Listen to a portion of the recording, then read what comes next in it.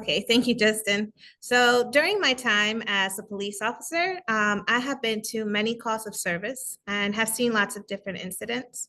There was one call in particular that stuck with me. It was a domestic violence call. When I arrived on the scene, I made contact with the victim and the aggressor. During my interaction with the victim and the aggressor, I could observe that there was more to this call. We take domestic violence calls very seriously, and we do our due diligence to make sure we take all the appropriate steps to help the victim of domestic violence. You mentioned that this call was a little bit different. Obviously, there was a domestic violence component, but what made this particular call different? So this call in particular involved a hate bias crime on top of the domestic violence. After gathering all the information from the victim and the aggressor and all our observations on the scene, the aggressor was placed under arrest and transported to central booking, where the aggressor was charged appropriately. It's great that we got the suspect in that case. So what happens now at that point? Like, where do you go from there to support the victim?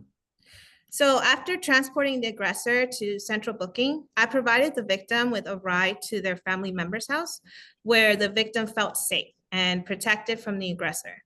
When I dropped the victim off at the family member's house, I provided the victim with resources that could help with the trauma the victim had just gone through. I also provided the victim with the contact information of Camila, our community liaison, to help the victim through the process of this case. After a few days passed, I contacted the victim to check on them and make sure everything was going in a positive direction.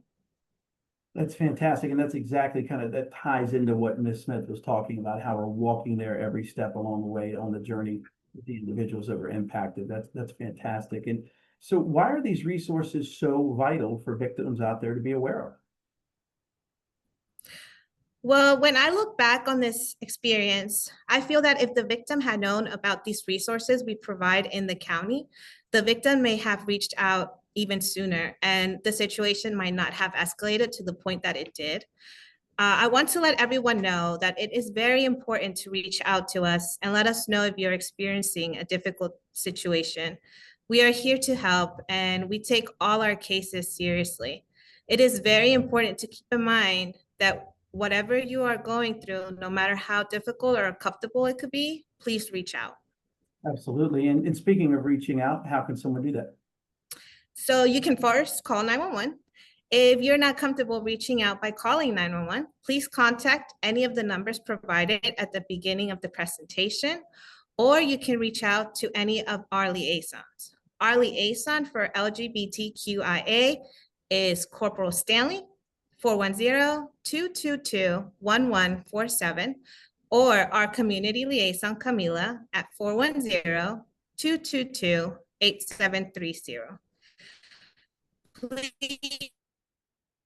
Please do not hesitate to call and remember that you are not alone. Thank you so much.